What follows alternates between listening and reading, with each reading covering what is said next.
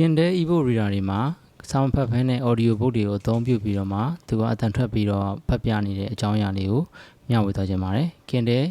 version အားလုံးမှာအခုကျွန်တော်ဒီမှာပြရတဲ့ Kindle Color Soft အပါအဝင် Kindle version အားလုံးမှာသူ့မှာ built-in speaker မပါဝင်ပါဘူးသို့တော်လည်းဒီသူ့ရဲ့ store မှာ audio book တွေဆွဲလာပြီးဆိုတာနဲ့ဒီထဲမှာရှိတဲ့ audio book တွေကို Bluetooth speaker တစ်ခု Bluetooth နဲ့တစ်ခုနဲ့ချိတ်ဆက်ပြီးတော့မှပတ်ခိုင်းလို့ရပါတယ်ပြောမယ်ဆိုရင်တော့တနည်းအားဖြင့်ရှေ့ခေတ်တော့ဘရင်တွေစာတော်ဖတ်ပုံစံမျိုးအနေနဲ့ Kindle ebook ကိုစာဖတ်ခိုင်းဖို့အတွက်အသုံးချနိုင်မှာဖြစ်ပါတယ်အတန်ထွက်ပြီးဖတ်ခိုင်းလို့ရတဲ့ဒီ audio book တွေကကိုယ်တိုင်ဖန်တီးလို့ရပါမယ်ဖန်တီးပြီးတော့ဒီ ebook reader တွေကိုတိုက်ရိုက်ထည့်ထားလို့မရဘူးသူ့ရဲ့ Amazon ရဲ့ ebook store ပေါ်မှာတင်ပြီးမှပဲပြန်တောင်းပြီးမှသူက spot လုပ်တာဖြစ်ပါတယ်ဒီမှာတော့ကျွန်တော်တို့ Amazon account ဝင်ထားပြီးတော့မှ free audio ebook တွေ paid version subscription နဲ့ဖွင့်ထားတဲ့ audio book တွေထည့်ပြီးတော့အခုလိုဖွင့်လို့ရပါတယ်ဖွင့်ပြီဆိုတာနဲ့သူကBluetooth speaker တဘော Bluetooth နဲ့ချက်တစ်ခုကိုမဖြစ်မနေတောင်းဆိုမှာဖြစ်ပါတယ်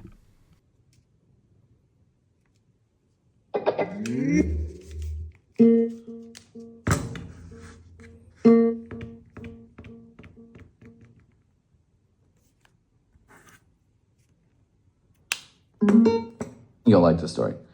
When I first got out here, I was really close to getting on Mad TV, so I was... jokes in your story? Yeah. And I remember he sat me next to this really loud fan, which was hard. Actor interviews. Sharing the brushstrokes. Okay ဒါကတော့ Kindle ebook reader တွေမှာ industry ပေါ်မှာတကယ်စာရွက်လေးလို့စာအုပ်တွေဖတ်ရုံနဲ့မဟုတ်ဘဲနဲ့အခုလိုအတန်ထွက်ဖတ်ပေးနိုင်တဲ့ audio book တွေကိုလည်းနားထောင်လို့ရတယ်ဆိုတဲ့အကြောင်းအရာလေးကိုမျှဝေပေးတာဖြစ်ပါတယ်ကျွန်တော်ဒေါက်တာမတ်မောင်တော့ Kindle ebook format ပေါင်း8000ခွဲရှိပါပြီသို့တော်လည်း audio book တွေကတော့ကိုယ့်ရဲ့ Amazon account နဲ့ပဲ